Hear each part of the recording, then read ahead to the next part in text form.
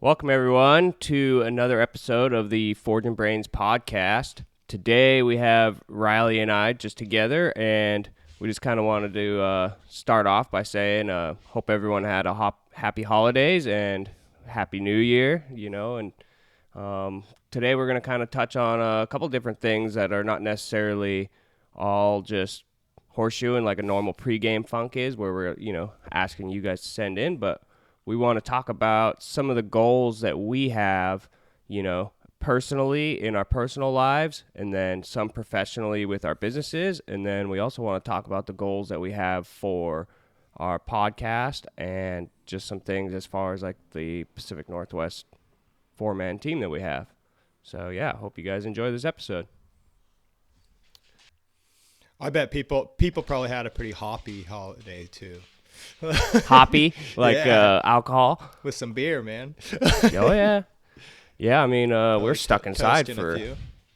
we're stuck inside the whole time because we had all that snow and ice, so Yeah, didn't really get that's to do much of anything. why we really haven't had a podcast. We've just been either it's been icy or they've been repairing from the ice. So like whenever we have a bunch of ice here, it's like a bunch of trees fall down and break. They're all on the power lines.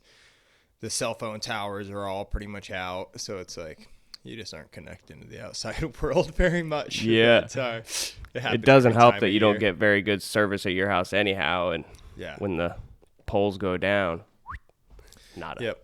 Oh, that was dude. Even in town, it's like a 30-minute drive to McMinnville, like the bigger town, and service was trashed in town. Even.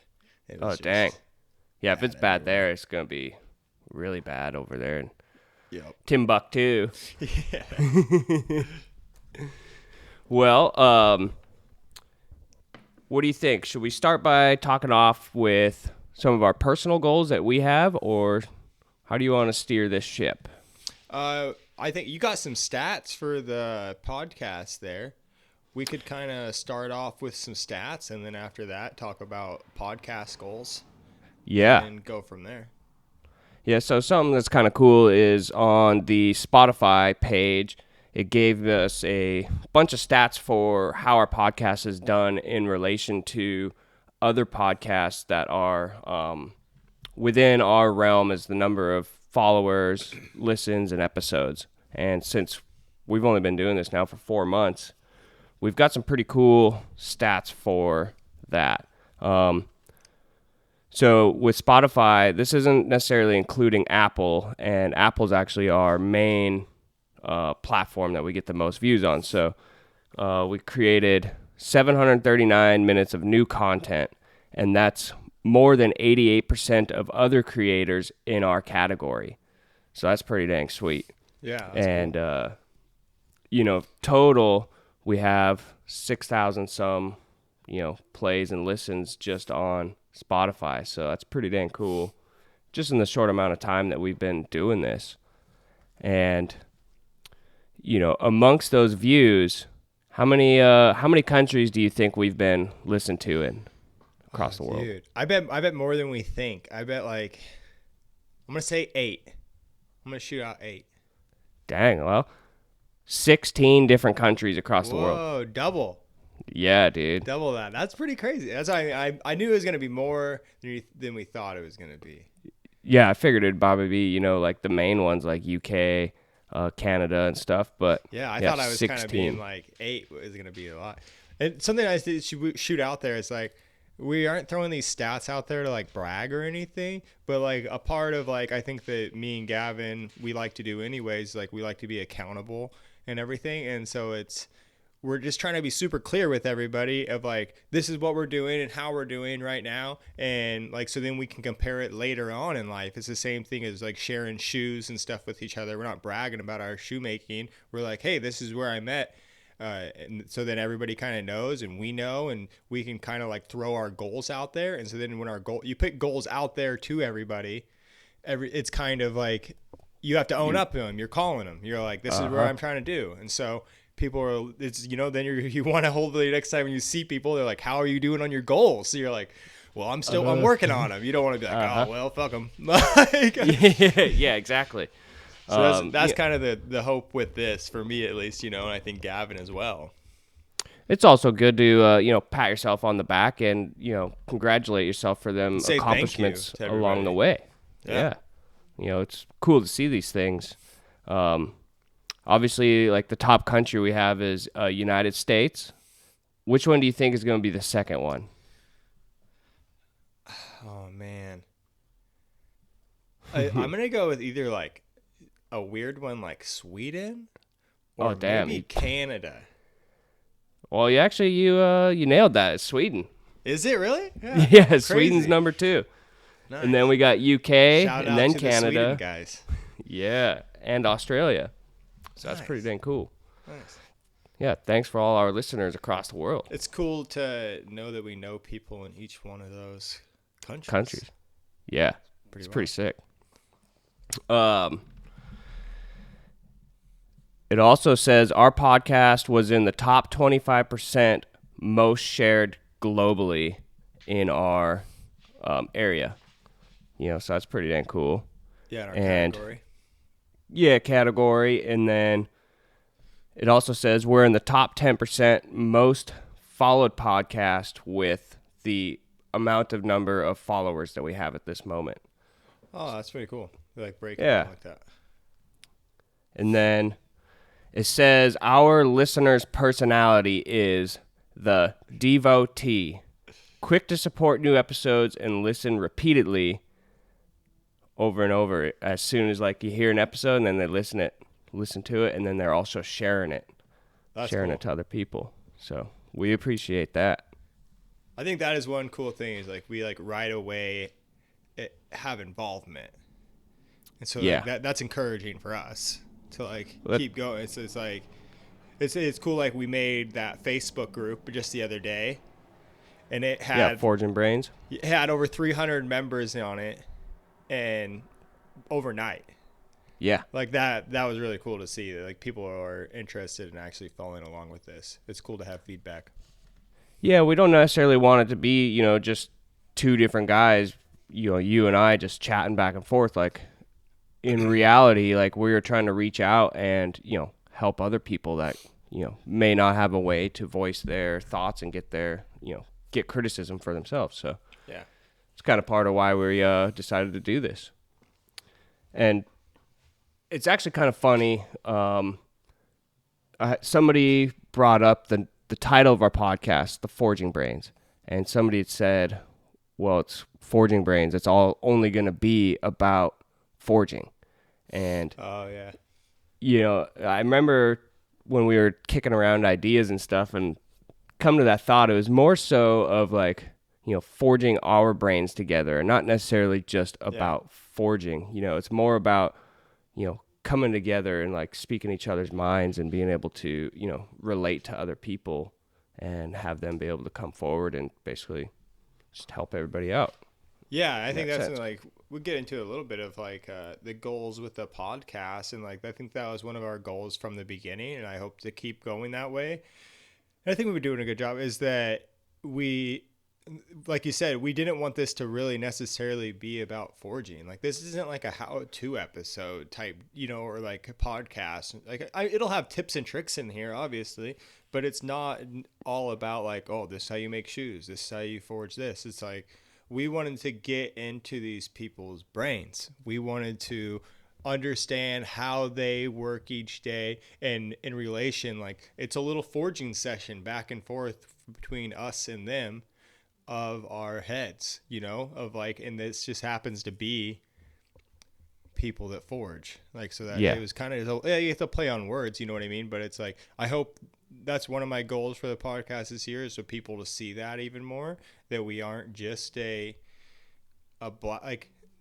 is a little bit of I don't know how to put it, but like a little documentary series almost about the person, or just, I don't know, straight up interview. We just want conversation and to slip into these guys' heads a little bit, Yeah. and in return help our heads a little bit to be able to like, oh, this is how this guy handled this part of his life. This is how he handled this part of his life. So you can take something from it and make ourselves better. It certainly has, just from chatting to all these people that we've chatted with so far, like it's helped me a lot with, things that I've had questions about. And, I think that's really dang cool. And yeah, obviously a lot of the people that we chat with, we know through horseshoeing competitions and forging. So it kind of goes hand in hand, but it's necessarily not necessarily just all about forging. So It's also like this is new. You guys gotta remember too. Is like we hope to be doing this for quite a while. So give it time. Like there's gonna be times where we have somebody on here that's never touched a hammer probably in their life. yeah, which You is know, totally or, fine. or seen hot metal like this is, but they have an interesting story and they have something that we can benefit from, or we think our audience can benefit from. So it's like it just so happens that all the people that we've had so far just do like they're heavy into foraging and horseshoeing. But A we'll question get there. I have We'll get for there. a question I have for the listeners is there a trade outside of horseshoeing, like one in particular? What kind of trade would you guys like to hear from, as we interview somebody? So if you guys do have a trade, go to our Facebook group page, the Forging Brains podcast, and let us know. Leave a post on who you would think. Yeah, or just And then a trade out there, and we might know somebody in the trade or around it.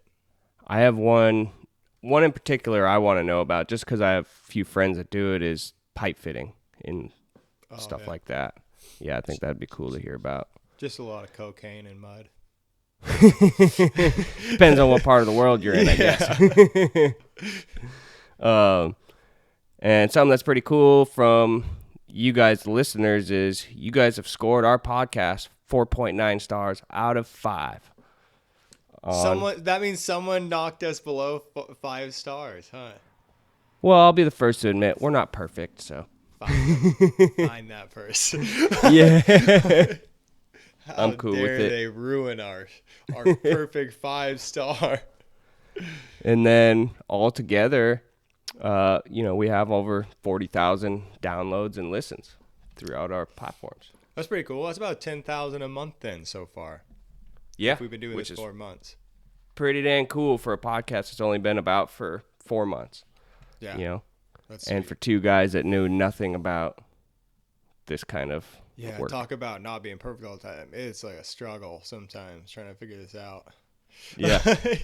You live and learn. You can't, as they say, Rome wasn't built in a day, right? Exactly. So with that being said, we thank you guys for listening, and we look forward to this next year of who we're going to have on, and I'm pretty dang excited myself. So yeah, I think we got some good ones in mind yeah. for sure. So what are your goals for the podcast then, Gavin, for this year? This is kind of a tough one for me as far as like figuring out what exactly I want to see out of it, because sometimes I find it hard to set a goal when you don't necessarily know what the end product is going to be yet. As far as like how high is the ceiling with growing a podcast, Yeah. But something that I would like to is just grow a really strong audience, and basically to where not necessarily an audience, but more of like a community where people can reach out and get help, and know like this is a place, like if you are seeking some sort of advice or something, you could reach out and, your request may be helpful to somebody else as well. And if we can cover that, helping people know that and having a place to go to ask those questions, I think would be, helpful. And then, obviously, anytime we try to do some sort of business, it is to try to make money, right? I would like for it to start becoming profitable. We have spent money and haven't necessarily gained haven't made any money yet so far, not in relation to what we spent. So that is kind of one goal. Is it'd be nice to turn it around and start making it profitable and get some really, really cool sponsors that are interested in the podcast and really kind of have the same vision that we do, in that sense. And, not necessarily like I listen to the other podcasts and they have like sponsor reads from people that have erectile dysfunction, you know, for Yeah. Viagra or something. And, I don't care I don't need ads about Viagra, So, Some of our listeners might, dude. Might be in that age group. it's true. No judgment here. Yeah. But, yeah, just kind of everybody on the same ship, which that's kind of what I see. Nice. No, I think that's good. That's What about you? Where are you kind of, what are you envisioning? I don't know. I'm pretty fly by the seat of my pants always. Like, I'm sure you know that about me already. Like, yeah, I'm the same way, really.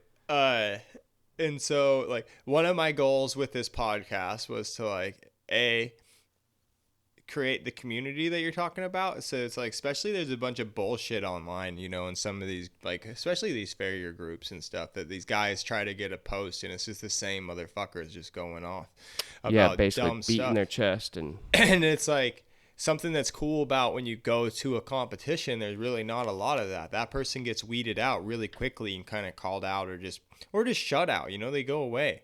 And like Craig kind of talked about that. They just get like, they just aren't around after a while anymore. So it'd be nice to kind of create that online community a little bit for people like in between the contests. And if you can't make it to them as much anymore, because like we both have been in that time where you're just not going. And so, like, you kind of miss that community. And so it'd be cool if there was a touch of that online. And, like, this is just a little word to the wise. I block people like no fucking tomorrow. It's nothing for me to block 20 people on my Instagram in a week. So if you think you're going to get fucking weird on the Facebook group, I'll block you. I'll block you from the group and my personal page. Like you're just gonna be away. We have that is one thing. I have zero time. I'm busy enough. I have zero time for bullshit. And so ain't nobody got time for that. Yeah, no one's got time for it. And it's just like, so if you think you're going to get on there with some bullshit or make fun of the guy because he's trying to be sensitive about, or gal, like, hey, I'm having personal problems in my life. How do you guys handle mixing family and this work? Or how do you do it's like, if somebody thinks they're going to make fun of that dude in not a productive way, and like, I'm cool with some like ribbing. It's like, man, you'll be gone. So that's just a little PSA out there for everybody. But I think one of my goals with this podcast, and like, I listen back to these. I know a lot of podcast people say they don't listen to their own podcasts, but it's like, I listen to them just the same as I watch videos of me making shoes. I look back at my shoes and everything like that. I'm trying to get better. I want to be better at conversation. So that's one of my goals with this it's good that you're focused on trying to get our money back, because like I'm not good at focusing on that. And so like, but it's just how I've worked always, it's like in my own business, I don't focus on making money enough, but I focused really hard on my hand skills and stuff that made me money. And so like, with this, that's what I think is like, I'm just going to focus on trying to be really good at conversation and just getting things out of people and making them feel comfortable. And like, I just think that'll benefit me in life all around, being better at conversation. And I think people, like you said, someone who agrees with what we're doing here and wants to get the word out will join up with us, and it'll work out. Like, so I think it's going to be okay. Like I partly think that's kind of why we do well is, like you said, you try hard for being very communicative and, having good conversation is, for me, I know that's kind of a struggle. Like I am not necessarily like the greatest communicator in the sense of like having a conversation. And I think that's something that works well for us and why we are a team. And, I do try to get better at it. And I wish I could say I listen to them back, but I listen to them back as I'm, editing them. And, you got to edit all this crap. Stuff like that. So, so I listen to it back that way. And so I don't necessarily, you get one less view on the counter from me. from less download. Yeah. This conversation has been some weird thing that I've always been so interested in, like in my whole entire life. It's like, I just, the person in the room that is just really good at conversation, and like the whole elevator deal, like, or like the airplane deal, like who would you want to be stuck to next to airplane? that has always interested me. So I've always like read little articles on how to be better at conversations. Do you have somebody? Do you have somebody in mind? Like, who would be that person? Oh, Joe Rogan. He's so Yeah. good at it. He's Yeah, so he good. is. Like it's call it like that might be a cliche, but I really do think he is one of the best on his feet conversationalists out there. Yeah, he's great. You can He's put him with like anybody in the and like he's dragging conversation out of him. It's just like, and it's things you want to know. It's not a bunch of the same questions over Small and talk, over again. basically. Yeah. How's the weather? You know, I'm guilty of that. That'll be kind of my go-to. Oh, how's the weather been where you guys are? oh man, I hate myself when I do it. Like when I talk to somebody, like, oh, how long it take you to get here? How's the weather? It's like, why I'm did you so ask bad at that, that. man? It's like we're like, you love the dude that like remembers your kid's name, your town you're from, and like, and he's like asking you personal questions. Like that's like it's something I do for this podcast. Even like you can bet the couple days before the podcast, I'll be searching through the person's social media and trying to figure out a little bit more about them, a little bit more personality about them, and what they like, because people post what they like, you know. Yeah. And so I try being personal about it. That's one of my goals for this year of the podcast, is to get even better at it. It's a work in progress. For Work sure. in progress. I have some goals written down. Just trying to get to them here. So, as far as like my personal goals, something between like Ashley and I, something that we want to try and do is we would like to try and get a house together. Nice. Something that's hard is, as far as like the market goes right now, I have a hard time trying to like wrap my head around, do we try to like spend more money now, and the fact that it could be going down. But that's something that's kind of like in our personal relationship goal. Are you guys both in a rental right now? Yeah. Okay, that doesn't matter too much. So it's just something that's something we're trying to do with ourselves, is we'd like to be living together and have a place together. And obviously one is just like paying down some debts or whatever, which is basically for me is a truck payment at the moment. And then your guys' shower drain is just going to be clogged all the time. dude, I think it's actually it's more me. More my hair, yeah. Cuz like I get my shower drain is bad cuz even without her showering here, yeah. Yeah, and then just kind of trying to be a healthier person, I guess. It's hard to do because I like eating sweets, like eating a lot of like junk food and stuff, and not necessarily like candy or whatever. Like I like me some cookies or whatever. Maybe try to eat a little bit healthier. And do you drink a lot of water? Summertime, I do. Yeah, it's hard in the winter. Yeah, a lot of it's just coffee in the winter. Yep. Same here. Yeah, and just you try probably to be prosperous. like, do you eat out a lot? Since it's kind of one thing. yourself. I mean, try not to eat out as much, and I'm guilty of fast food and like in between stops, and it's also hard because usually like my first stop will go till 1:00 or something like that. Yep. So then like you're eating kind of a late lunch, and I'm usually just like, okay, this will be quick. Boom, zip in, zip out, and then you're just eating McDonald's for lunch, and then you're full because you ate a late lunch, and you don't eat till 7:00 at night. So feeling like shit all the time.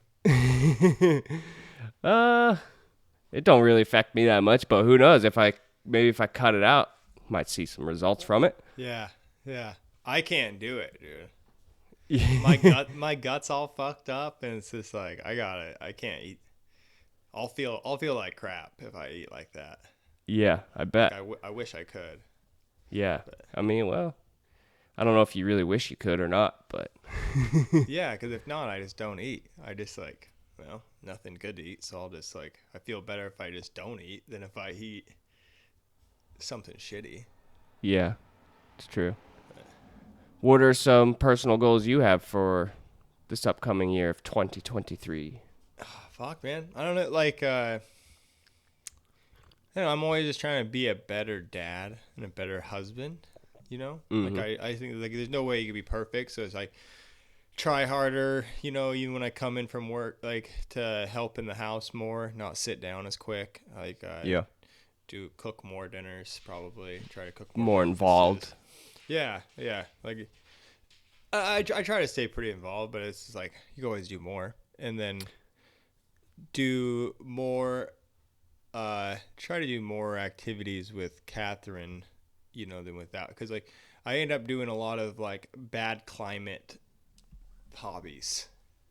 Like I'm Oh, guilt. rough weather Yes, so it's like the hobbies I enjoy tend to be in cold weather, early in the morning, in the in the rain, woods. in the Yeah. woods, and it's not in like so it's like so I either need to like choose better places so that I can take my kid with me more or not, and so I don't that's think what those I are need to bad do. places. I think those are good experiences, They are. like I it's I like just need to turn them a little bit. So like that's the better than one. taking her to Chuck E. Cheese or something, Yes, yes.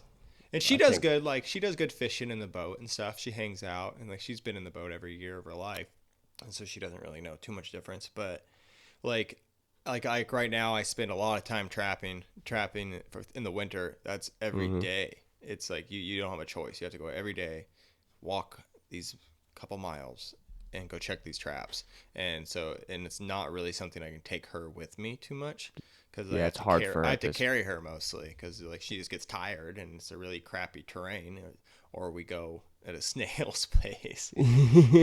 And so now I got the hound, and so And it's she's like 3 or 4 right now. she's 3. She just turned 3 in 3. October. Yeah. Yeah, those little legs can't keep up with Yeah. an adult. So hunting with dogs will be a little easier on her. She can ride around in the truck with me, and I can carry her So, to the trees and stuff. do you find this kind of happen to you as far as so you say you want to be more involved, just family life?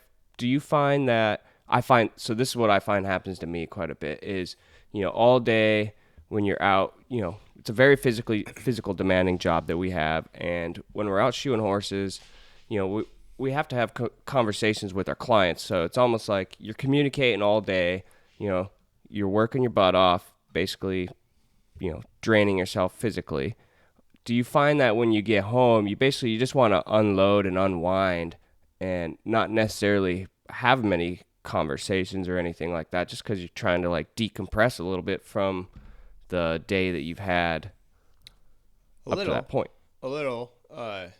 Yeah, and I just sort of like there's always like as soon as I come in the house too, it's like I try hard not to look at my phone till after because I always have a shit ton of messages and stuff to answer Mm-hmm. from people, and it's like and just social media crap to deal with, and so I try hard to like talk to Chelsea before I do that because I know that's gonna suck me in, and it's like I can only pay attention to so much. But yeah, Mm-hmm. it is kind of hard. But me and Chelsea have always been really like chatty, so Yeah. it's not very hard for us to just chat about a bunch of stuff. I'm always in Yeah. the mood to talk to her for the most part. Big- Every once in a while, you got bummer days, but Yeah, of for the course. most part, it's pretty easy. And that's one of my goals. And then the we're renting still currently in the place that we're at, Mm-hmm. and it's a cool rental. Like it Yeah, fits it's sweet. our lifestyle pretty good.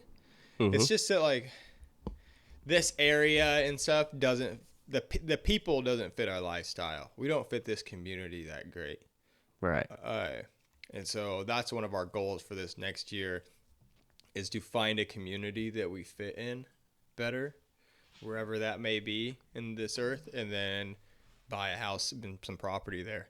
We just Yeah. don't want to. We've been just waiting to try to find out where we want to land, and we got a bunch of shit to move, so we don't want to move a bunch. Yeah, that power hammer's not easy to move. That whole shop is almost a semi-trailer load itself. If not multiple. Yeah, and so it's like I just got a lot of shit. I got a couple trucks, I got a boat. I just got a lot of crap. And so it's like I really don't want to move too much. I just want to move one time. Yeah, And have it be go the right somewhere. spot. Yeah, wherever we go, I want to be there for a little while. it's a tough thing in this day and age. I don't know, as far as like figuring those things out on, you know, cost wise and just logistics as far as where you're going to be. Yep. And, you know, sometimes as hard as a farrier or horseshoer is, you know, you can't just up and move somewhere because like you have a business, and if you move somewhere totally different, you know, you're losing your livelihood, and That it's a hard is way decision. easier for me than other horseshoers because I don't have that many clients. Yeah. So for like me to drop my clients that I have here and go pick up some more, that many somewhere else, like It's more shop time and not going to for take you. me very long. Yeah. Like Right. there's really not that many horses that I want on my books. So I realize that I can pick up and move easier than Than most. any other horseshoers. Yeah. I just need a post office. The mail runs by the house. Like I'm going to be okay. Yeah. Like there's some benefits here. There's steel is close. Wood supplies are close, like within an hour drive. So like if I move too far, that'll all be going away, but I think it'll be a benefit. It took us a while though, and like I'm sure you relate to this, like to figure out who we are as people and as a family, and like, okay, now you got to find a place that fits that instead of trying to fit the place that we live in. Yeah, and that's part of the reason. So over the years, when I first got out of school, I moved to the Tri-Cities, built a business there, and then shod horses on my own for a couple years. And then I felt like I needed more professionally and get better that way. So I up and moved to Texas. You know, I gave up the business I had there.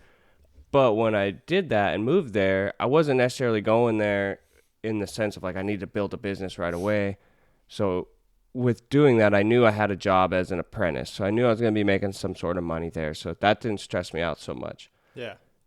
But after living there, you know, for the 2.5, 3 years that I was there in Texas, I started kind of getting homesick in the sense of like, it wasn't the area for me. Like I missed, you know, Pacific Northwest, and those kind of things just started weighing on me. Like, I don't necessarily love it here enough to stay, because I was at the point where I could have built a business and, you know, probably be there now if I wouldn't have moved. Yeah. And just like you said, some of those things just weren't there for me to keep me attached there to Texas. Like there was just certain things about my life and my lifestyle that I wanted to come back up here to Washington for. That's a lot of it too is probably terrain, right? Yeah. You know, a lot of the stuff I like to do are outdoors, right? And I do enjoy going up in the mountains, and Texas doesn't have any mountains, you know? No, that's the hard thing for us right now is like I do enjoy this area. Yeah. I enjoy these woods, the rivers. Like I like this area a lot. I don't like the people. Yeah. And the people don't like the things I do in these woods. Yeah. And so it's like we're kind of coming to start like for a while in Oregon, it's just been like you do your thing, we'll do our thing. But now all of them are moving out here too, and it's like so like right now our neighbors are from Portland and are very Portland-esque. And this is their vacation home next door to our house, and I am very un-Portland. And so like, dude, that dude wears blaze orange everywhere he goes. He's afraid I'm gonna shoot him. Jeez. And it's like it's just getting worse and worse, and it's like, So do you think that is like a form of like ignorance on his behalf, like him having to wear blaze orange? Like he just doesn't necessarily care to learn about hunter safety or anything. Like he just thinks like, oh, gun, this guy has a gun, he's hunting, and he's just blasting rounds off. Like, I think it's not even as much ignorance or I'm sure he thinks that there is good hunters out there. He doesn't think I'm one. Really? They think I'm just shooting everything, and it's like a little bit stemmed off of like first year that we lived there. I was like walking the fence line, like that separates our place and theirs, and it's like, and I shot at a bird opposite direction, and it's like, well, his wife was just like, I don't know if she was walking the fence line next to me, seeing what I was doing or what, you know what I mean? But it's like she was on the other side of the fence, and she screamed bloody murder when I shot out. She thought I was shooting at her. But so you're completely the opposite direction. Yeah, and it's like it's just been downhill with them. It's like, and it's so funny that like we've done nothing to them, you know, but like they have these big parties with like all these city people come out and Oh hang yeah, out. when I was in the tent, it was like, Yeah, yeah, they have like raves, dude. It's yeah, like it's pretty loud weird. music, a lot Yeah, of it's bass. like they're like Burning Man type people, and it's like nothing wrong with that. That's cool. No, But it's like they're just kind of weird. And this random dog, dude, just like ran across next to our house, grabbed one of our chickens, and just like killed it right in front of Catherine and Chelsea. And oh, it's one of like their dogs did. one of their friends' dogs, and it's like I got a hold of the dog and gave it back to him because like I wasn't gonna kill the dog. It wasn't the dog's fault. They suck as owners, and it's like, but I sure as hell wanted to Yeah, make a not. I point. wasn't happy with that guy, No. and so like Chelsea's a little bit smarter than me, so she's like, no, we'll just charge them for our chicken. And so she like wrote him a bill for like $350 for this chicken. Did they pay it? Yeah, they paid it. He wrote a big old Nice. dispute because he's a DA. Like, but they paid it. So they just don't like us.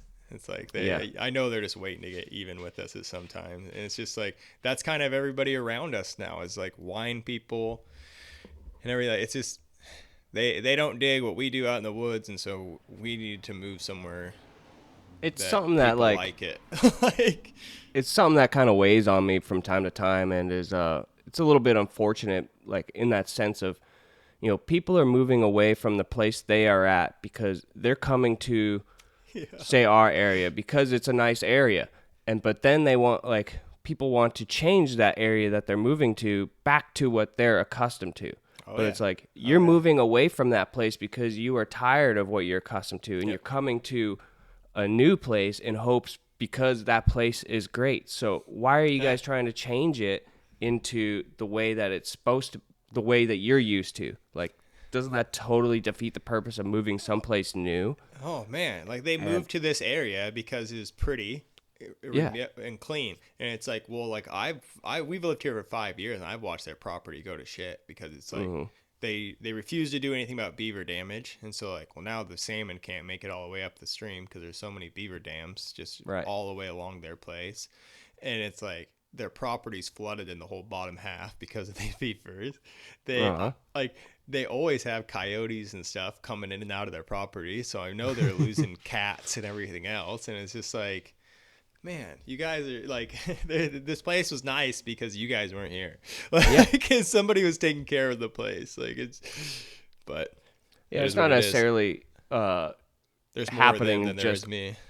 just Oregon or Washington. Like, it's happening across the world, Oh man, where that's like people are Colorado's coming to that the way. United States. Yep, Colorado's now that way. Like they're changing Texas. Like, Texas is getting pushed as like, but there still is a few places I think in America where Just something that doesn't make sense to me, like people's thought process in that one, where they're moving away from the place that they don't necessarily like, but they're going someplace new, and it's like it just doesn't make no sense to me. Makes no sense Yeah. to anyone, dude. I think they're doing it without even thinking about it fully. They're just I don't know. like, what'd make this place great? Yeah. It's like, yeah, go back then. Just go back. California, Exactly. we are talking about you. It's like, Yeah, just California. like, get out of here. For sure. For sure. Okay, it's Oregon. It's our own Oregonians that are making this place shit. So it is what it is. Yeah, even people going from like either Washington, Oregon, basically moving from the west side to the east side of the state. Yep. And those views are being changed on the east side of our states because people are getting away from the rat race on the west side, and just I don't know. It's frustrating. It never failed either, man. Those people all want to move out into the woods, and then when they all of a sudden got coyotes and bears eating their cats, they want help. They want help all of a sudden. Yeah, but don't shoot him. Yeah. Just relocate them. Somebody else's problem. Yeah. But yeah, that's I my guess, goals. Pretty much find our place. Yeah. Where we want to be. Something that I also have goals and ambitions for is my YouTube channel. Yeah. That's also something I started just to kind of help share, the things that we do. I don't think there's very many people just kind of in the avenue that we go as far as like competitive horseshoeing, going to contests, putting handmade shoes on feet, shoeing horses with handmaids, and collaborating amongst our friends and our peers to get better. You don't really see that very often on the internet as far as like YouTube, and that's a reason why I wanted to start that channel. And I have some goals for that, in the sense of I want to, it's hard to put a number on this just because I don't necessarily know what I can get it to, but I think it'd be sweet for 2023 to get up to like 20,000 subscribers or 25,000 subscribers. And what are you at right now? It's at like 2,600 or something. Oh, nice. And so it's growing, and that is something it's taken a lot of learning on how to do that as well, because you can't just take a video and record and put it up there and people are going to watch it. It still has to be entertaining. So that is something I'm having to learn a lot about as well.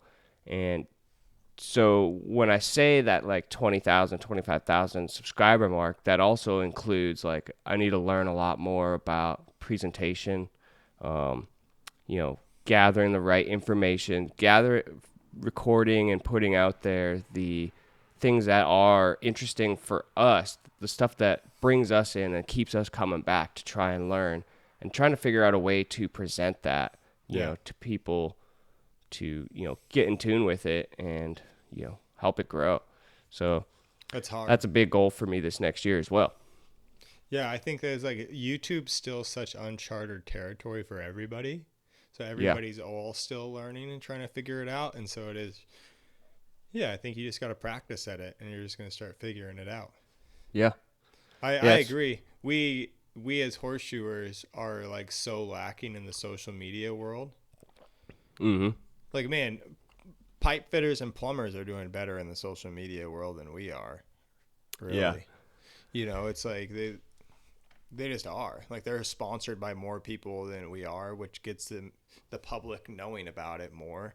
Right. So it's like it doesn't hurt to be. I don't know. That's something like I don't even focus on my Instagram anymore. Even though my Instagram makes me some money and stuff, it's just like I have a following on there, but it's all by accident. Like I really, like, I don't know what the fuck I'm doing on there. So it's like, no, like I'm just posting every once in a while, and it just works out. So it's like, I'm not very good at it. Ultimately, as well, through the YouTube and by doing those things, yes, I want it to make me money. That is a big reason as well. Make money, and not even that. It's like to get the word out about this horseshoeing. Have it be in the public eye. Like dudes like, Alex Steele have every person just watching blacksmithing. Well, yeah. What if these everyday, and Forge in the Fire? What if these everyday people knew about horseshoeing contests? Well, that takes putting it out there and just putting it out there in a way, like you were saying, that gets people interested. Yeah, and that's what it's got a lot of learning on, having to do that. So no, I think it's cool. You can tell you actually like you're not doing videos to just do them each time and they're the same each time. Like yeah. I watch your videos and I notice something different with them each time, like that you're trying to do. Trying to do something different. Hopefully,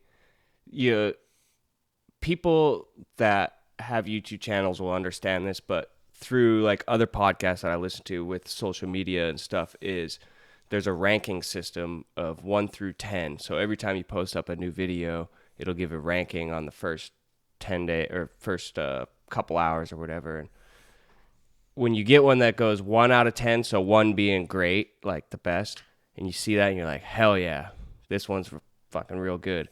And then you do one the next week and then it'll be like 6 out of 10 and it's not that great. Or then one will be like 10 out of 10 and it's like not. And sometimes it's humbling or frustrating.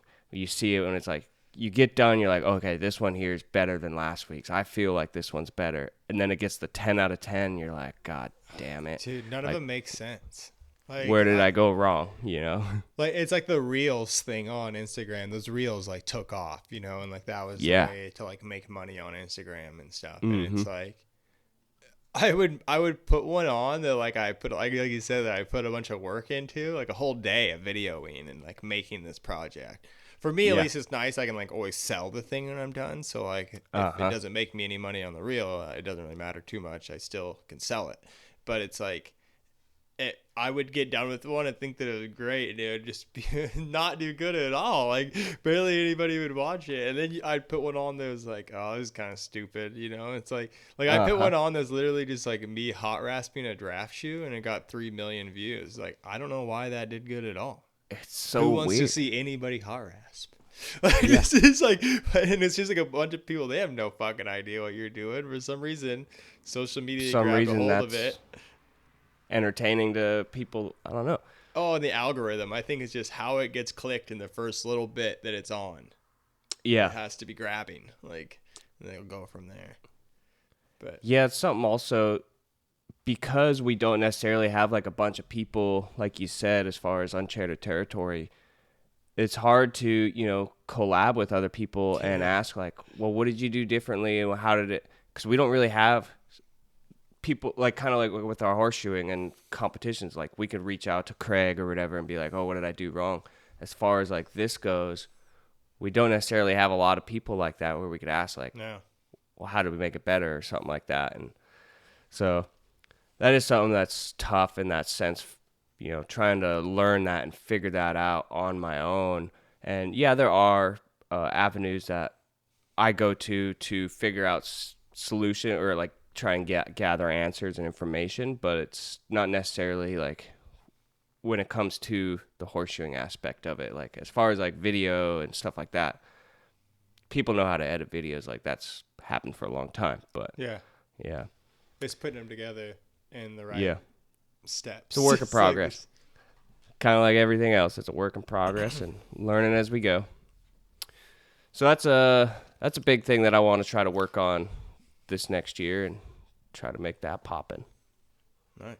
Yeah, I don't. In my personal life, like they said, for like business wise, I I've always struggled in the shop of like I want to be able to make more items and not necessarily to make more money, but to get to more people. Like I always feel like I'm leaving people out when I'm making things, and so it's also hard finding items that I can make quickly and then like and not even just like quick, like keep up the standard but make it faster Yeah. to the same level of quality is something that I'm just that's just always been a striving thing in my shop. So I think Because like you do get people that always like, I was on there right at noon or whatever, and it was it's gone. gone. Yeah. And that's what you're kind of talking about, where you wish you could make multiple of them. And If I could just get a few more, that'd be nice. yeah, That'd be a little bit better deal.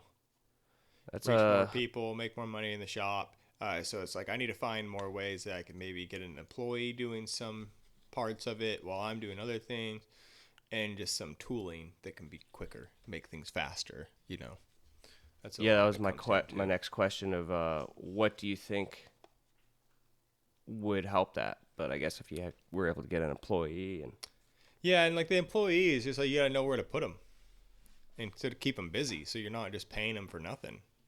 yeah, And like that's just always a struggle for me, and especially a struggle. I'm not okay with any little mistakes, hmm, and so it's like that's hard. They're gonna make mistakes. and Like, the for reason sure. why people buy your stuff is because it's great and you've put your name on it and you've built Every a part. brand for yourself. So Yeah. you want to maintain that level of quality. And it's like I don't think I like 100% want an employee. Like I really don't. My life doesn't. I like being all over the place. Yeah. I like knowing like, all right, well, I don't have any horses for the next 3 days, and I need to get some items done, but I also want to go hunt. And it's like, so okay, well, I'm gonna go hunt one day and then bust my hump for the next two. Or I'm gonna hunt each morning for an hour or two and work real hard through the rest of the days. Like that works fine when you're by yourself, but then you throw an employee in the mix, it's like it doesn't work out for them as easy. Yeah. So it's like you've built a lifestyle for yourself, but you've also built a business for yourself. And Yeah. you've figured out a way to combine those things to the max capacity right now. Well, and it's So- weird too, because just this past year, my business took a big old change. Like, not a big change. I'm still in the shop making things, but it's like I was making nothing but farrier hammers. Like, just a ton of hammers. Right. And I haven't made a hammer in so long. Yeah, I now. kind of noticed that. I was like, because you're having all these different things come on. I was like, well, I haven't seen very many hammers come up lately. It's just been a ton of like axes and just other random things. So it's like part of it has been like the reels. I'm trying to come up with new things to make for the reels. That's what keeps the reels interesting, not making the same thing over and over again. Right. And then just trying to like keep things interesting in the shop. And it's like also like I'm sure there's more people that want hammers, but I made a fuck ton of hammers. How many more people out there? How many more empty hands is there? Like that's what one thing of like making a hammer that lasts for a while too. It's like they aren't coming back for new ones all the time. It's like Right. It's kind of a weird, it's like so. Unless you're Tom Peterson and breaking hammers, Yeah. like don't want to make them for him. yeah, yeah. No, it's I'll make more hammers, but also you got guys like Matt Marty and Troy making a ton of hammers. So like the market's filled. Like there isn't a hole there, Guys are getting hammers. But I also So- remember you saying like you switch up on what you're making to keep it exciting for yourself. Like, Yep. because you said you don't really like making the same thing day in, day out. And so like now I'm like more. I'm gonna start making a bunch of pans. More of those. I was actually pans. just talking to a friend of mine. He had brought up your name, and he's like, "Dude, did you see? Oh fuck, what was the last thing that you made?" But the ashtray. Oh yeah. He's like, "Dude, I saw your friend Riley built this ashtray. That thing was so sick." And then he's like, "That fucking pan that he made was so cool." I was like, "Yeah, it's pretty dang sweet." That's the thing. The pans, everybody uses a pan. Oh yeah. Everybody. You can never You know. you can never tap that market out. Like it's just like it It's goes for kinda, days. People even use them for decorations, with the cast iron skillets or whatever. Like those hang one up, and So I'm gonna. There's other guys forging pans too, but it's like, just like there's other guys making hammers, and other guys making axes. I just try. What's to, the like, hardest thing with making a pan? Right now, it's just making the pan. It's just like I don't like. I need to redo my tooling, and so I can use my press and my power hammer to do a lot of it. Because now, Oh, so you're doing it all by hand with? all by hand. And so you can take Damn. a disc and you make a bowl, Yep. and then you flatten the bottom of the bowl and flatten the sides out to get a crisp corner in the bottom. And that's it just takes time. Yeah. They get cold fast, and it's like there's no rebound to your hits. They just like it eats everything up. So you're just swinging forever. Like, it just seems like it just sucks. Are you, as your like die or anvil or whatever, are you using like a wood block or is it metal? It's a piece of tubing, like 6-inch tubing, and it's Oh. like it's flared at the end. Oh, so it doesn't scar it. Mm-hmm. I see. Just hitting into the middle of that tubing, pretty much. That's something. If we get the time to, I'd love to try and make one with you, but Yeah. we have other goals and ambitions that we have to work on. Yeah, Before that's a building part pans. of this is the team PNW. Troy moved on in life, and so he moved on to a better team. Congratulations to Troy. Yeah, And- dude, that's pretty sick. Yeah, he's a bad daddy, and then or a bad son because he's pretty young. Bad son. He yeah. So now Gavin's on Troy's foot. So that's pretty cool. So Or no, something, you're not on Troy's foot. That we I have taken a foot, but not Troy's foot. yeah. Gavin's on the other hind foot. We got Brian and Jesse on the front end. Yep. And our next contest, we got to do heels. So we have roadsters. Caulk and wedge. Yep. And then ag heels on the draft day. Yeah, caulk and wedge, tool and fullard. So it's something So- we've all made these shoes before, but a lot harder when they go on feet. Oh yeah. So I want you to lead off with the goals for the team, just in the sense of, so this is my first year with you guys. So what are some goals that you foresee or hope to achieve with the team this year? And this will probably be a question we'll ask Jesse and Brian when we are at a practice here in a few weeks and do another podcast with the 5 of us, or 4 of us, I mean. What do you foresee? I just hope I think it's the same for everybody almost. Choreography or whatever the hell that dancing thing is called. Like, we need a good system.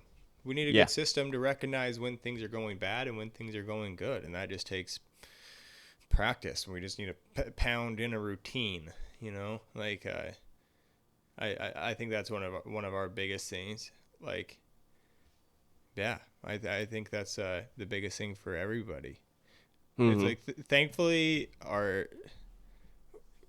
we can be pretty open in our team and kind of like throw everything out there. We all process things different, so like it sometimes takes a little bit of time for like somebody will say something to me and like I'll have to chew on it for a while before I'm like, oh, okay, yeah, I kind of see where that's coming from. But it's like, yeah, I think we just need a better system. I think that's with everybody. We're still a pretty young team as far as competitive. Like, all of us have been on 4-man teams. Like, we haven't been on a shit ton of them. Yeah. And so we're just figuring out how to do that.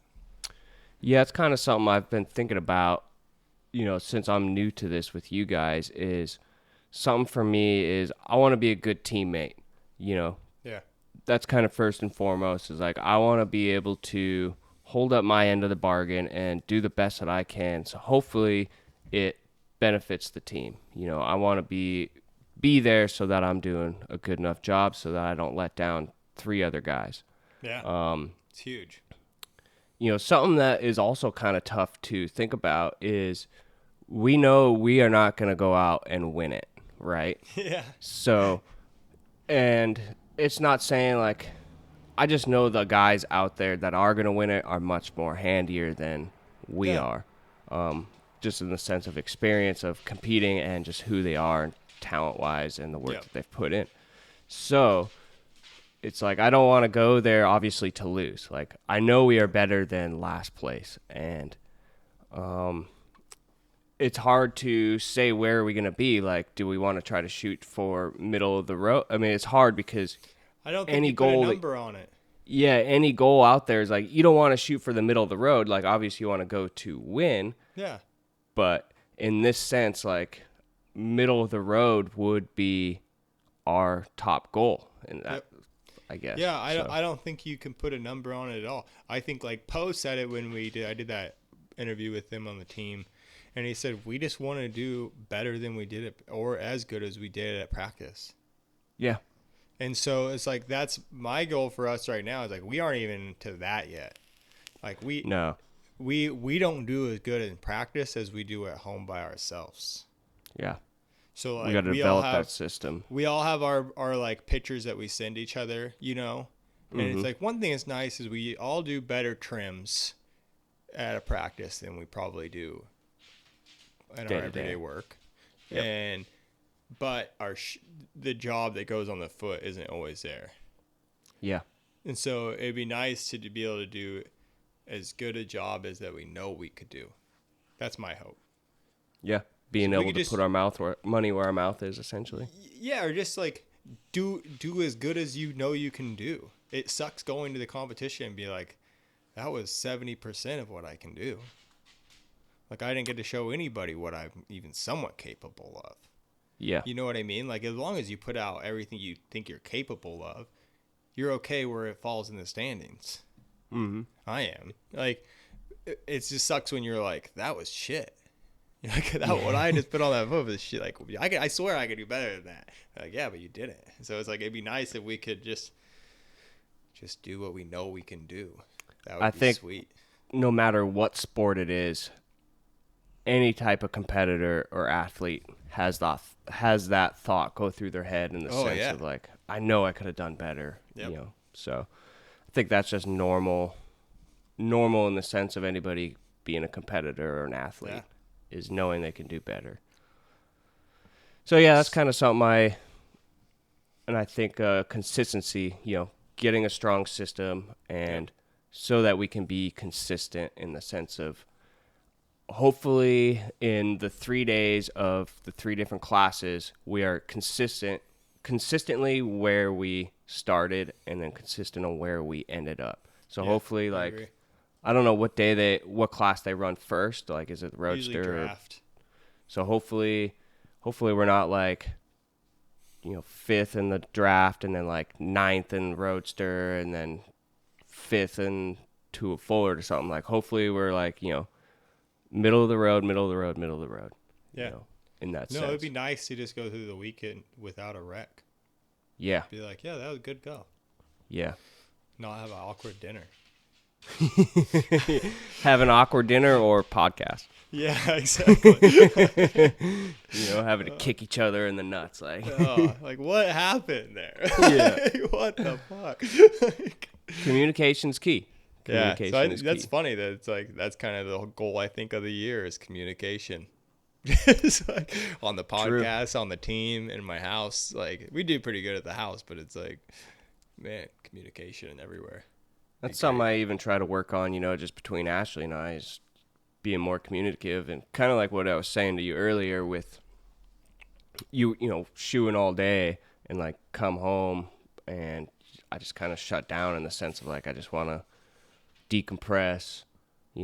Last thing I want to do is talk some more. And so it's something I try to work on myself. And yeah, you got to understand they've been waiting to talk to you. So it's like you got yeah. to talk, man. It's just not the end of the world. It's better than not having Yeah. anybody to talk to. I heard some other guys kind of have like that same conversation in their field as well, and I was like, yeah, that actually hits home for me. Like, I feel that same way. Yeah, we work a pretty high adrenaline job, Yeah. and so it's hard to, like you say, wind down right away. Mm-hmm. So a question that you've been asking a bunch of people is who's on their Mount Rushmore. So I think that would be interesting to hear for everybody from both of us of who's on your Mount Rushmore, Gavin? Oh,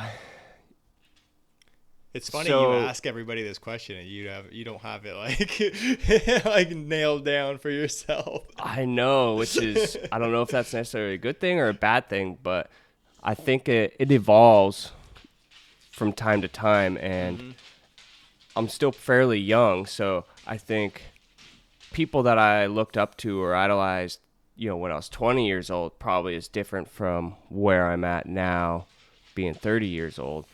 But I think one that hasn't necessarily ever changed, and it's two people, but I'm going to consider it be one. And I'm going to say that's my mom and my stepdad. They're somebody that have helped me out a lot over the years. And, whether it be professionally or personally. So those two people I'm going to consider as one. And then I'm going to think about number 2, 3, and 4. Who's your first on your list? I think first on my list would probably be my grandparents on my mom's side. So not just my grandparents, my grandma, my grandpa. My grandpa came over on the Oregon Trail in a wagon. Like, he's obviously dead now. He was a very older guy, and man, he lived in a tent on the beach in Oregon. Like, he was there. He was some of like the first timber was cut down, like when all the gold mining was happening. He watched logging go from absolutely nothing, manpower only, all the way to the modern day age of the end when it's as modern as it is right now. And so he owned a lumber mill and everything, and him and my grandma were just very disciplined, clean living people. They enjoyed life, like they had their life that they liked, and they are good at protecting it all the way to the end. So it's like those are two people I really respect. Like they were, he was a very well off man, and you would never tell, right? He just looked like lived an within his guy. means. Then He's a hardworking dude. Still liked, even when he owned the whole operation, he still liked going out and logging for himself. Like he still liked being out there. It was just he enjoyed it. So it's something I try to take from them. somebody. So for my number 2 slot, would be Jeff Engler. I think without him, I probably wouldn't be on the path on which I am right now.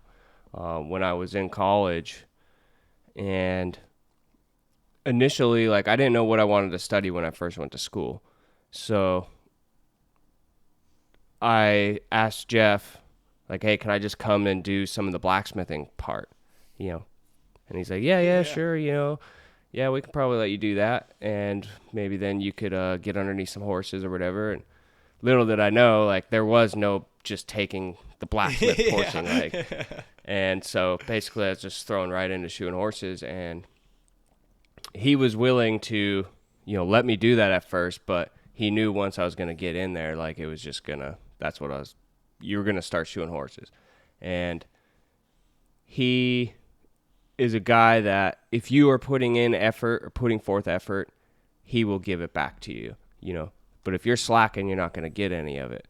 Yeah. And I was trying to do work. So he was helpful in that sense of, like, giving back, trying to help me.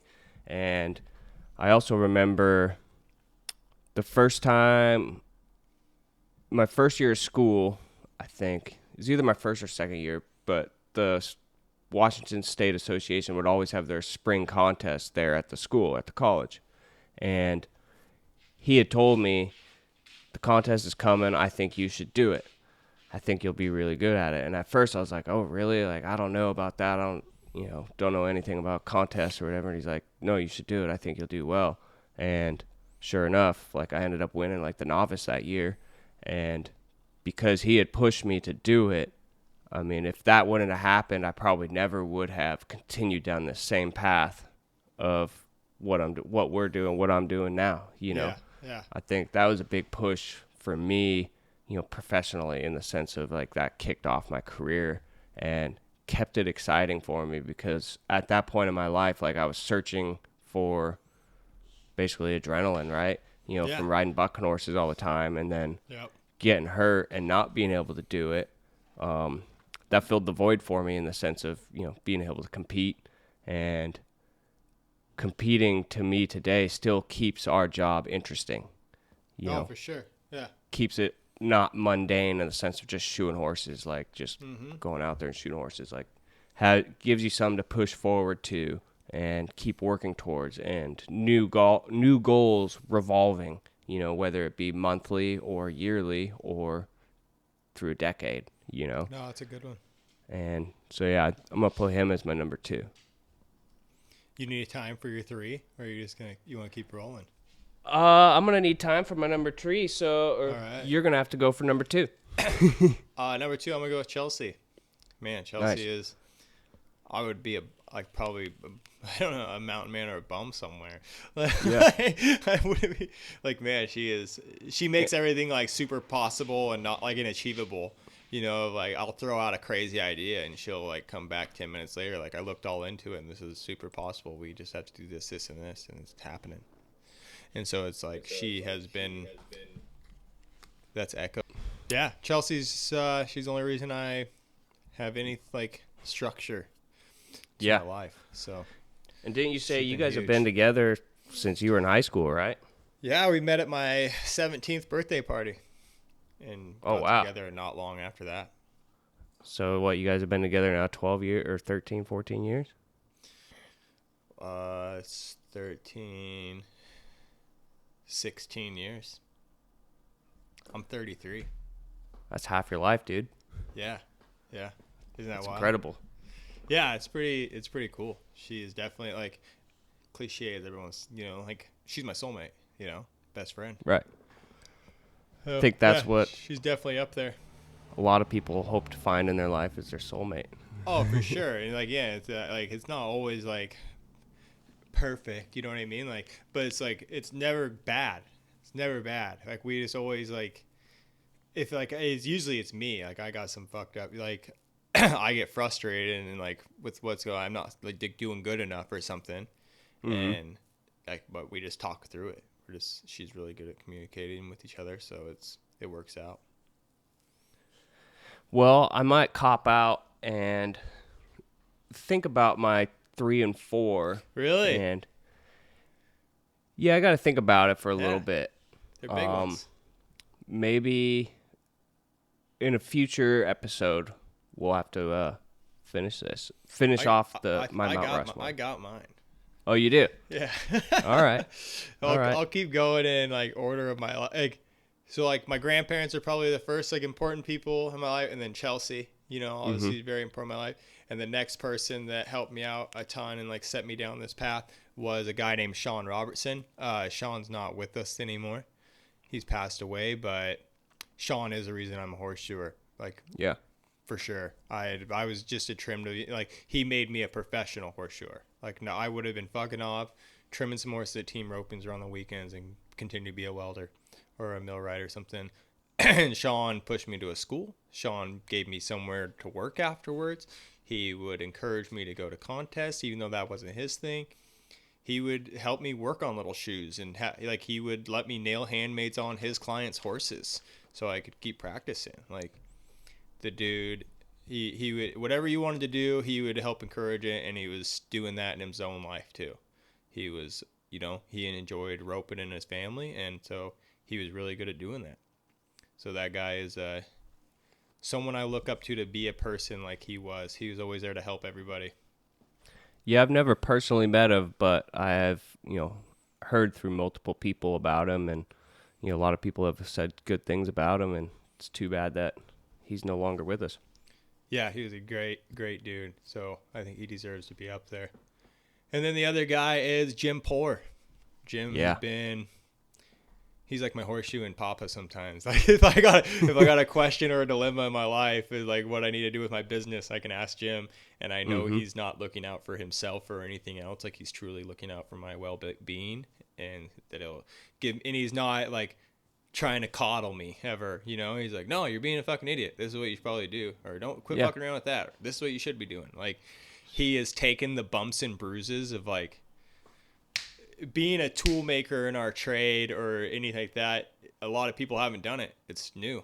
It's like we're still, the production tool or just selling tool thing is still pretty new in horseshoeing. Like it used to be just blacksmiths or horseshoers made those things individually by themselves. And so like there isn't that many tool companies out there. And so Jim has done it. He's one of the biggest ones. And he's also a great example. He's been a great example of me of giving back to his trade. Yeah. I think everybody knows that about Jim. Yeah, he's immersed in it, right? Like it's just like even when he's he's still he just absolutely loves it. So and it's kind of been funny that he's been on a few people's Mount Rushmores already. Yeah. Like he deserves it, man. He's a great all around guy. I think if we had a Mount Rushmore of America horseshoeing, Poor would be up there. Like 100%. 100%. He is a good dude. That's the thing. That's kind of why I have to think about my 3 and 4 right now is who exactly, from either my professional life as far as like horseshoeing goes or my personal Rushmore. Yeah, it's hard. It's hard. That's what I got to try and decipher for my 3 and 4. So stay tuned. I don't have a lot of difference. My personal life is my horseshoeing life a lot of the times. Yeah. It's a pretty big mix. Well, let's we've got some pregame funk. Some pictures, huh? Yeah. Some people have sent some stuff in. So something I also want to say is, so for you guys as listeners, let us know some of your goals and things that you want to accomplish this year. So if you have something in particular, that you're really going to try to work towards, and say you might need some help to accomplish those things from, somebody in our horseshoeing world, throw it out on our group page. Let us know what your goals are. And if there's something like somebody can do to help you, that'd be a good place to display it and showcase it. Let us know, and maybe somebody will reach out and be able to help you on that. So leave us a post and let us know what some of your goals are, and that'll be great. And then, Trying to take a picture without it being too too inconspicuous. All over the place, yeah. Yeah, no, you're cool. Yeah. So where are you on the Instagram? Yeah, so our first one here, his name is Emil Adolfson, and he says, gonna go out on a limb here and ask you guys for some pointers in the right way. Section is basically, I think, 3/8 by 1, and he says his struggles with are fullering towards the toe area. And so I think what he's basically getting at is creating nice fullering in that toe area. And the first picture he had sent us, it's pretty clean shoe, pretty nicely trimmed and forged. Yeah. But you can see the fullering is a little wonky there, just towards the. It's good fullering, but it could use some refinement, right? Yep. It needs to come back a little bit. Like it's just too far forward on that front shoe. It's too far forward, and it's just too much of a gap from the start of the fullering and the nail.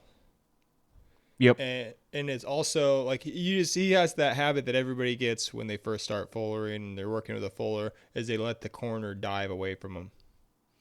So like you can see it on the right hand side fullering, especially in the toe, like that corner just wants to cut away. So you just kind of stop hitting it because every time you hit it, it gets worse. Mm-hmm. And so you can tell that it's just weak there. It doesn't have a real firm stop. And basically, in order to get that crisp is if you're either coming up to it or coming behind it, basically you're going to pick up your fuller just ever so slightly, and you're going to hit that reverse side of the fuller to. And the stop, when you're at the stop, the fuller is always going to be leaning towards the inside of the shoe, never to the outside. Yep. Exactly. So basically, just to get that is you're just picking up or dropping, and then hitting it would be the diagonal edge of your fuller. And you don't got to pick it up like a ton. It's just, up ever so slightly. Continue around that corner. Don't let it cut out of the corner. Yep. Around the circle. And then make sure your fuller, like if you're looking at it, if you got your handle going like this, perpendicular, and you're looking at the fuller. Yep. Hold on. Good thing I'm in the shoeing rig. So you're looking at your fuller like this. Make sure these sides here are either straight up and down or a little belled. Yeah. Not like that. If they're like this, it's really hard to get a stop because every time you do, it's hitting up here on the fuller. You want the bottom corner to be able to bite. That's what gives you a good stop. That's kind of good to know because I've got one creaser right now, and I think it is kind of ground down. And you start cleaning up that edge, not thinking about it, and then all of a sudden it starts coming in like a 4-punch. Well, when you come up there, that side of the fuller's hitting, not the bottom. And if you want to be able to get that corner to the bottom cutting edge to be able to bite in and take a bite, and then that sinks cleans up the top. Yeah. That's like you look at like Beanie's fullers that he sells. They have almost like an exaggerated bell to them. Oh, really? Mm-hmm. I haven't really looked at them that much to. And it's something that like Blacksmith's hot cuts really have a far out corner, so you can really grab things with the corner. Yeah, that makes. With the cut. I've seen those, yes. So I think that check out your fuller, Emil, see if that maybe will help you out. And then something I noticed about your fullering in the shoe too is your fullering is a complete teardrop pretty much. So it's at its widest point at the first nail, and then it's coming out from there, where the fullering needs to be the same depth all the way through the nails and then come out. It's something that's hard to do. Yeah, something I noticed on, I guess it'd be the medial. The medial of the shoe is the distance from to the outside leading edge is the lines aren't parallel, or they're not the same, where you kind of dive out and then you kind of come in and then you go back out again, instead of having one continuous line. That's super hard too, because I bet it was that foot. That foot probably has a really straight inside. Mm-hmm. So he's probably fitting the foot, but it's something you gotta try to hide then in your fullering. It's hard to make it look pretty. Yep. And it's hard. It's one of those hard things that, like, if you made the shoe at the shop and then you had to do some heinous things to it to get it on the horse. Uh-huh. It's like, oh, it's kind of bad. Yeah, so kind of like what you said, I think Foalerin just needs to come back a little bit at the Yep. toe. And I don't know that the toenails need... Do you think the toenails need to drop back just a tickle? Just a little bit, not a lot. Yeah. So I think if you just drop back your Foalerin a little bit and then drop back your toenail just a little bit, and then that would look quite a bit better. Yep. And He's got some other shoes too, and it's like all the forging's really clean. I think he's going the right direction completely. I think he just needs to clean his fuller up and get him better stops. yeah, Mill, send us some pics of your Fuller, and then Yeah. we'll try to help you get that tuned up better. Let's see here. Looking at some of his other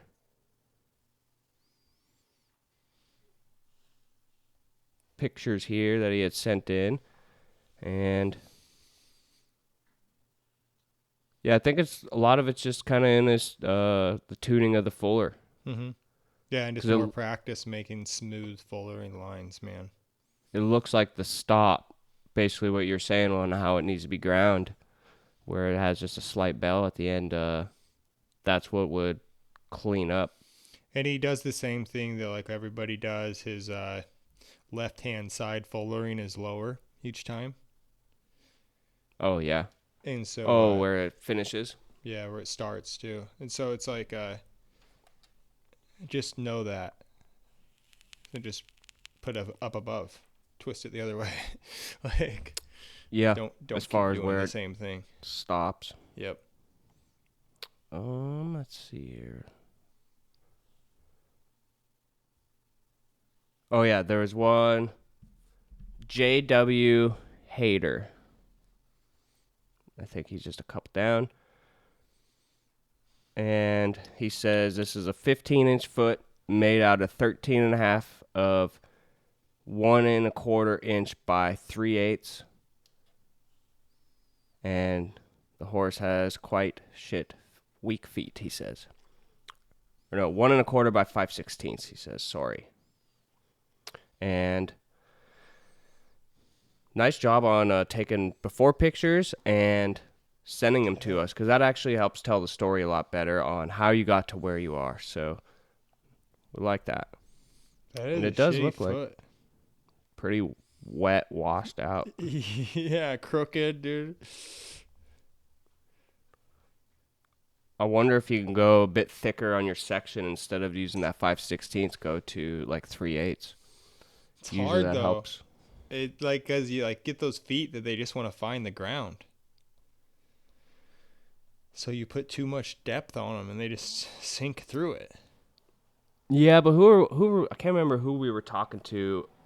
I think it might have been Money, where you add just a little bit more depth on the shoe as far as thickness goes, and it just helps out feet. And I've noticed that even in my practice, instead Yeah. of using like 5/16, using like the 3/8 thickness, and the feet get stronger. Just in the I've sense noticed of- it for sure on hind feet. Yeah.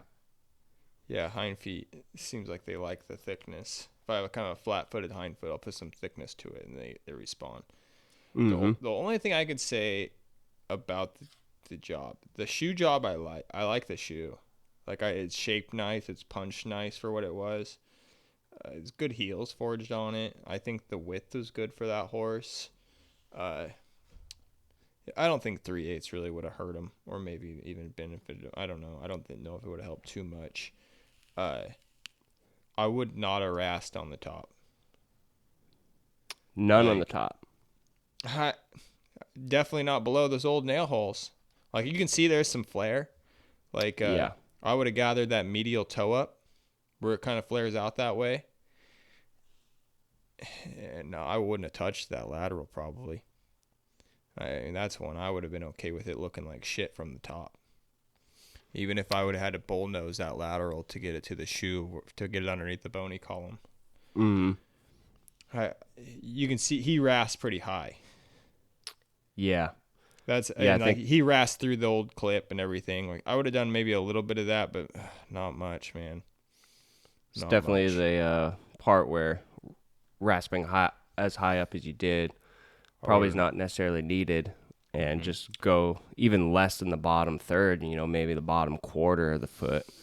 Yep. Yeah, I'll leave Um, them, especially when they don't got a lot of hoof wall. I try to leave them some hoof wall there until we get it to the ground. this may not necessarily sound as great, but I probably would switch from a toe clip to a side clip or something so you can get rid of a few nails out of that foot. Yeah, wouldn't have hurt.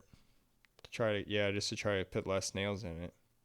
And I would have maybe burnt my shoe back a little bit more, and just left it bull nosed up. Yeah, I would, because you can see he got into the white a little bit, the white pigment Mm-hmm. on the toe. So it's kind of you don't want to be in there. I mean, good nailing. He's got good nailing on there though. Strong. It's pretty Strong nice and nails. high. Yeah, that's a hard part on those feet, but I wouldn't touch them on the top. It's always something that like gets me on Instagram and Facebook. Someone's like, horse had no foot, so I didn't touch any of it. And then like, but there's some reason there's rasp marks all over. You're like, that's you touching it. It's Well, like that's that's like not touching it's not touching it. That's the simple rules of the certification or even a contest is if you touch it, you own it. Yeah. Basically, if you did not rasp it or anything, you did not create that. And so I don't think he took a lot, but he touched it all. Yeah. And so that instantly just has me like, Like, I mean, we Yes. can see the beforehand picture. There was some shit there that needed to go. Yeah. But not a ton. Not a ton. I would have kept it low. Kept my rasping real low. Yeah. you That's a definitely pretty did. common foot though for us here. Yeah, that's kind of That's like right up our alley. That's what I walk up to a lot of the like and someone calls the new horse feet are falling apart, like, or it's like they look like that horse is long, and it's like they're gonna look that way with me for a little while. Oh yeah, I mean, you can't fix it just in one trip. Fucking 10 trips even sometimes. It's just like it's a hard one, especially when it's your girlfriend's horse. Yeah, and you're not getting paid for it. Not good. Yeah, you probably don't want to do them every 4 weeks, but Uh-huh. Yeah, if it were me, I probably would have switched up from a toe clip to side clips with him. And then we That's got me. Cole Allen's right below that one, huh? Have we looked at that one already? Yeah, I thought I think we did. we talked about him last time. Okay. And then I know on the group page, we have, Yeah, the 2 Facebook on group there. page. yeah, if you haven't heard, we have a Facebook group page, Forge and Brains Podcast, and you can join. Just go on there and, Even you can join. yeah. Even you. All right, so we got Anthony Morris sent in a shoe job, said pick it apart. All Yeah, right. thanks for sending in. Yeah. Shout out to Anthony and Ben Crott. They've been doing, they've just started. I think they might be like day 10 or something, but they're doing 30 days of French Hines. And so Yeah. they're trying to work on their forging, and it's been cool to kind of follow along and see them post their pictures. It's something that somebody hasn't necessarily done that before on social media, and I think it's cool that, one, they are putting themselves out there, and they obviously they're at day 10 or 12 now, and we are seeing the progression that they're making, and not a lot of people like to do that where, the first shoe might not be very good, and some people don't have very thick skin and they might not want to hear that, oh, you got a lot of work to do. Well, yeah, that's what I'm doing. We got 30 days to do this. And Yeah. something that's cool You is gotta actually start somewhere. Gotta start somewhere. Something that's cool is seeing the progression. You guys are doing the work and putting it forward. So it would be cool that, if somebody else wants to do something like that, you can submit it on the Forge and Blades group page, and maybe somebody with an idea start out with a shoe, and maybe others will tag along and do it. So good job on you guys for doing that, and look forward to seeing more in the future. So something that I see just right away on this shoe job is in the trim he was high medially. So there's just there was some width left on the medial. It's really thick in that medial toe quarter, like the hoof wall thickness. It's tall. You can see in the picture from there, and the heel needs brought back. Like it's just like the heels aren't straight across from each other, which they generally should kind of be straight across from each other. Yeah. There can be a little bit degree. of difference, like just a sliver of difference, but I think that foot has quite a bit to come down on that medial toe, and you can see sometimes on these bottom pictures you can see it. Like if it looks like that side's closer to the camera, or the shape just looks more bound up than the other side, that usually means that it's still high. And that can kind of something you can use in your everyday work when you're looking at a foot. You're like, whoa, why does that look bound up, or a really tight radius right there? We'll look at it down it, and it might be high there. And that'll, if you rasp that down, it kind of opens the shape up a little bit more. And he's going to get rid of some of that length too by gathering up that toe quarter right there through the bottom, tightening it up to your white line, and then dressing some of it out from the top as well. And it just looked like a lot of length left on the foot. You can just see a lot of, and I don't know if it's length or the hoof knife was just used really flat and not at the right sole plane to get all the way to the bottom of the connoisseur.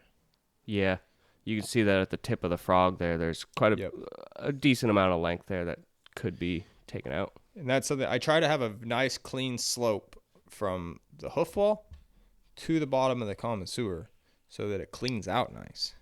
Yeah. That also, like, it helps me give the correct length to the horse. Because if I have that even hoof sole plane all the way around going to this hoof wall, that's probably where the horse wants to be in depth, pretty close. Yeah, naturally. Yeah. And it also lets him clean out really nice, which we live in a really shitty area. And I don't think Anthony's very far from us, where it's wet and muddy. And so if you want horses to not have thrush, you kind of have to have a nice clean out. He did do nice knife work on that frog, though. Like, it's no big snags, dips, or anything like that. It's pretty clean. Mm-hmm.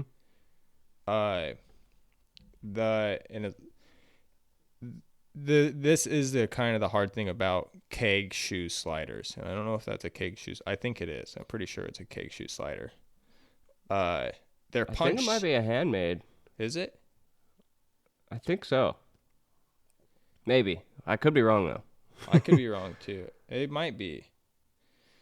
Either way, this shoe was punched even with the outside rim of the shoe. So, like, if you took, like, a wrench or a divider and scribed a line half-inch in from the outside of the shoe, those nails follow that line. The problem with that is then you have to shape the shoe to the foot. Right. And something with sliders, which that he's done, is he's put a broader toe in the shoe than the horse has. Yep. And it's fit fuller in the back half. So the shoe shape doesn't resemble the hoof shape. That's okay, but you have to punch the shoe to fit the foot then. So that's the most important part, right? Is nails in the white line. Yep. Nails need to resemble the white line and the shape of the front half of the foot. So I think that's something you could probably work on, is getting the shape. I have no opinion on the shape being what it is. I just know on sliders they want a pretty full medial toe, pretty tight in the quarters and full in the back half, and kind of something to keep their toes out of the dirt. But you got to punch that thing to what it is, and you can kind of see it in the nailing that he maybe had a little bit of a hard time getting it nailed up easy. And the foot just looks big in the front half. Yeah, and that's kind of the crazy thing also, is by looking at it from the top and seeing that shape of the shoe, the shoe looks like it's almost like a front foot. And when you had trimmed up the foot, it actually looks like a decent hind foot. Yep. So the shoe, for one, doesn't necessarily resemble the foot that was trimmed. And with that being said, the nails don't necessarily follow the way the foot was trimmed either. So no. And you can see it in the nailing on that foot, the trimmed foot. That foot hasn't had nails way in the white line anyways. Yeah, when they're out low. Yeah. That's something But I check on myself though, and I'll send pictures to the group. It's like the biggest compliment any of you guys can give me is like, wow, your nails are right in the white line. yeah, that's It's something like I've noticed just on your trims, the residual nailing. I try really, really hard to fit the white line. Like that Yeah. is Well, I guess so. What I was getting at with the shoe being looking like pretty round is now that you have it clinched, like it looks like it was fit perimeter fit, you know. Whereas like by seeing that trim foot, it looks like a hind foot, and then you see the shoe and it's like, well, that doesn't really look like that foot. And now that you have it nailed on, you would expect that shoe to be full, right? yeah. And here the front half looks like it's perimeter fit. So did where you fit tight and then rasped off to it. You know what I mean? Something had to So, happen. yeah. Yeah, something had to happen. So yeah, I would just try to fit the feet up a little bit nicer, whether you got to punch the shoe to it or even jump up a shoe size even. Yeah. And I don't shoe enough Western horses in this discipline to necessarily have an opinion. I know there's a lot of other guys out there that shoe a lot of these that would Yeah. be better suited for sliders. Yeah, I'm purely regurgitating what I've heard. Yeah. And even in a previous episode, like you were saying, Patrick Dutton talked a little bit about fitting sliders and stuff. So Yeah. if you have some questions, go back and listen to that one. And I Yeah, think he Patrick has some did pretty say good like points. you want to put a round as a shape as on about as possibly as you can, but then he also did say you have to punch the shoe then to fit the foot. Yeah. So if you have a Yep. round shoe, you still should have like a spade punching. In the nails. Yeah, yeah, they're still gonna be straight. Yeah, like look at some of Chad Chance's sliders and stuff like that. It stands out. Yeah. Yeah. It almost like when you see those nails are punched like that and then it could be like a round shape or whatever, you're like, I still see a foot in that. Yeah, you see how it works completely. But good job on sending that in, man, and putting forward the effort and the work. Thank you. And then we got Pepe's on there, and he forged a aluminum straight bar. It looked like he did it like he made just like a circle at first, Yeah. and then forged the straight bar from that. Yeah, that must have been like inch wide, and then he forged it all out of that, and Yeah, that's kind of cool. yeah. It was a small ring. You can see it like barely is around the hardy hole. Oh So yeah. it's not real big. Oh, he forged it out to fit like that AFA pattern. Oh, did he? Yeah, I did. Yeah, that's cool. a lot of forging, man. And then he's got a hind shoe in there that he made too. It's kind of like a trotter or something hind shoe. The forging is really pretty nice on that aluminum shoe. You just need to work on your fullering a little bit. Get the fullering to follow the perimeter a little bit better. And it's just like we were talking with the last guy. Make sure that fuller corner doesn't dive out of the circle on you. Make sure it's still coming around the circle all the way around. Yeah, the line. So basically, where your stop is on your fuller, and like it's way close to the outer edge of your shoe versus following around and basically stopping in the center. Yeah, I think that's just something to work on. Where just your fuller placement. Super hard on aluminum too. It doesn't have a lot of like structure. It just falls one way or the other. And you can't So you hide gotta no be right. mistakes Yeah, in you it. gotta be right in the middle with it. Like it doesn't have a lot of forgiveness. And I think for aluminum or whatever, you really have to have your fuller and your punches tuned up well. Oh yeah. So that it looks good. Like your fuller looks narrow compared to your punch. Like your punch looks like it was punched for like a head stamp versus like a drift in there. So something to look for and work on is tuning up your punch and fuller just a little bit better. Yeah, nice forging. Yeah, man. Getting after it. Aluminum's hard to make look good. Yeah. Sweet. Yeah, I don't see. You see any others? No, and I think also kind of the same story with the hind shoe that he sent forward is the fuller again looks narrow, and then the punch looks big, like it's for a head stamp and not a drift. Yeah, but the shape looks like it's going there. You have good hammer control on the clipping. Nice. Excuse me. Yeah, nice clips. That must be like a preventer type shoe that he's trying to I make think it's there. a then, huh? trotter. Oh, a trotter. Yeah, I think that's what when you get that toe clip and then that outside side clip. It's a trotter deal. I could be wrong though. So something what do you? So we're getting together here. I think that wraps up on our submissions this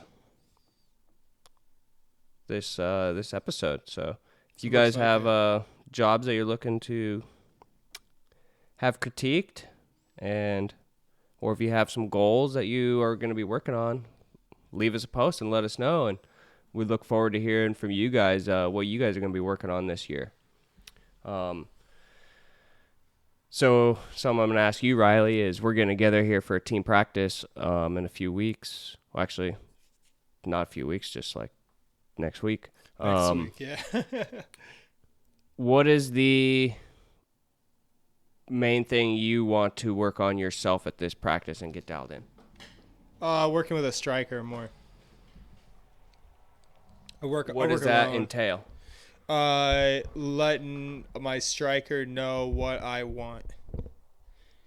And so, like, I have these shoes. I'm not saying I haven't figured out, but I've been practicing enough that I have a system by myself. And so, but now I need to be able to tell that system to somebody else. And so something, and like we experienced it a little bit the last practice, is like, I'm either way, I probably think way too much into what's happening to the metal and what's going on, but I have like a certain way. I have a plan for every hammer hit. None of them are just random. Like, so I never want my striker just randomly hitting things, because in my mind, you're fucking my project up. Mm-hmm. It's like, so I want every hammer hits, taking material from one thing to another thing, or moving it from here to here, or setting it up for the next move. And so I need to do better at communicating to my striker of what needs to happen within those things, and in a way that we don't have to talk about it anymore after a few times. That he understands what's going on, what I expect of each thing, and I'm able to put that in a good way. And so then we can, when we have a practice, we're not like going through a clinic each time. Yeah, and having to figure it out. Yep. Figure the dance out. It is. It can be tough, talking about these things and like not sound, like an asshole. And really, we're all here for the same goal. Something I noticed just from the last time when we got together a couple weeks ago. It's something I've been thinking about. So when I was making my shoes, you would ask me like some questions as far as, well, what does that measure? Or where are you at right now? And in my mind at the time, like in the moment, like I was so focused on building my shoe and trying to get it done. And then when you would ask me those questions, like it threw me off just enough that it kind of like derailed me in my progression as far as like, so that's something I need to work on myself. And knowing those things, I mean, I have a system kind of together in my mind by myself. So something I'm going to have to work on when I'm with you guys is developing the system with all of us instead of just me by myself, and being able to have those questions get thrown to me or statements or remarks get thrown to me, but still not lose focus. Yeah, and be able to take a bump in the road. Yeah. So, like, that's the thing about if you aren't guy number one, you need to be okay with guy number one coming in and saying, hey, you can get the fuck out of my way. So you need to be able to get out of his way and know where you are and know where you need to come back in. Yeah. That is really hard. It's a learning process. And, like, that's something that, like, I'm more okay with that than probably most, like, that's something that I work good with. Is taking being the guy coming in or being the guy that has to get bumped out? Being the guy that gets bumped out. Yeah. I'm better with that probably than bumping a guy out. Yeah. Probably. Yeah, I noticed when I was ready, being like, okay, let me in there. Like I was just kind of standing there waiting, like, okay, are you done with your heat now? Type thing, you know what I mean? And that's I think one thing that like me and you were doing the same hind end. And so like after our last practice, that was something I realized is that like me and you have different ways of our routine. And so like like I don't rasp my heels up on my roadsters. I wasn't until I made both heels. And then I'd go rasp my caulking and my wedge at the same time. You were rasping your wedge before you did your caulking. You would forge your wedge, go rasp it. And so to me, it was like, well, it's not going to hurt me to do that. And it's going to benefit our go if I just do the same thing he's doing. And so I've just been working that into my routine. So now when we practice the next time together, our heats don't get thrown off. Yeah, accomplishing the same system, I guess. Yeah, something I've had to adopt from you was my fullering on my lateral side keeps getting knocked down, and therefore I'm becoming racked. But what I was doing differently is marking my fullering in the boomerang. And something I've had to realize, and I have known this like in the back of my mind, but I wasn't making the adjustment, is that outside gets forged so much after you even turn the quarter that those things are going to change. So something I've had to do is turn my whole shoe and then mark it. And so that's an adjustment I've been having to make myself as well. Yeah, it just makes the whole go faster, just getting teamed up, doing stuff in unison, where it seems like just one guy's making a pair of shoes. No, right. Two guys making individual shoes. Yeah. Yeah, something I think even with just the other classes, that'll be fun to learn and adopt, from each other. And then the other two guys that are on fronts. What's your goal next weekend for practice? To and forward, man. Basically, nails down the middle. Yeah, nails down the middle. I haven't really made any of them for a number of years, so that is something. It's hard to make those by yourself, right? Yeah. And because there's so much forging in them, and it sucks having to run a section through a block by yourself. And it's one of those things like the fuller acts different being hit by a striker than it does by yourself. Yeah, like it either can be pushed in coarse or fine, you know, if you're not coaxing it in with your little 2-pound hammer compared to the sledge. And so basically just kind of need to get tuned back up with those and have a system dialed in. And so yours and my shoes resemble the same as if they're made by one person. Yeah. Where I think right now, those ones that we made look like they're shot by two totally different people. Oh, yeah. You know? Yeah. So I think if we can both adopt each other points or whatever, that we're building the same shoes, making them look the same. Yeah, for sure. No, I think it's good. So that's kind of like the main thing, that, and then because when we're by ourselves, those are going to be the last shoes that we're going to want to make. You know, it's two and forward shoes because it's a lot of work and effort. So if we're together, that's what I want to get dialed in, is those two and forward shoes, and then probably some draft shoes as well. But if anything, probably just knock out heels together.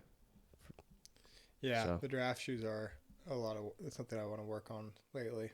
What was on your mind as far as when we're together? Just getting the dance together a little bit better, of you knowing where I'm going and knowing what I'm expecting on the sledge. That's about it. I think it'll be good. It just takes more time to practice together. Yeah. I think something for me is you guys have been doing two and forward this last year. I mean, they didn't have heels on them, so you pretty much have a system in mind and know how you're going to go about it. The only thing that's different is we're adding a caulk and a wedge on it. Yeah. I haven't really made those in a couple of years, so I'm going to need to be brought back up and try and get them figured out. It'll happen. Yeah. Just got to do the work and get out there and do it. Exactly. Well, thanks everyone for joining in, and sorry we didn't get one out this last week, but we are back to it, and I think you guys are going to be pretty excited about some of the future guests we have coming up this month. sure. So it's going to be pretty fun and exciting. And if you haven't yet, leave us a review. Yeah. Better be 5-star. Review. If you're not on the Facebook page, go look it up. Yep. Get joined in. Cool. Tell us what you guys want, so we can keep going this in a area that the whole community likes.